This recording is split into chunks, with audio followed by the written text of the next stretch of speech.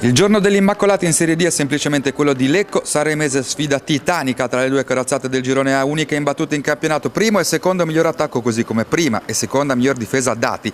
In rigoroso ordine di classifica, pubblico delle grandi occasioni, Rigamonti, Ceppi e Blucelesti alla ricerca fin dai primi minuti del vantaggio, quando Manis deve compiere il primo intervento della partita su tocco ravvicinato di Capogna. Timida la risposta biancazzurra con un diagonale debole di La Fauci che non inquadra lo specchio. Il Lecco ci mette però solo un quarto d'ora a trovare il vantaggio e fa tutto Danna, il numero 11, taglia tutto il campo da sinistra prima di esplodere un destro che buca le mani a Manis e manda in visibilio i 1000 tifosi lecchesi. La Sanremese è tutta nella solita punizione di Mulino che sbecca il palo esterno della porta di Safaricas. Le immagini di Nico Cosentino ci portano direttamente al decimo della ripresa, minuto che coincide con uno dei gol più belli visti in questa stagione. L'autore è ancora Danna, che da 40 metri vede il portiere fuori dai pali con una conclusione perfetta.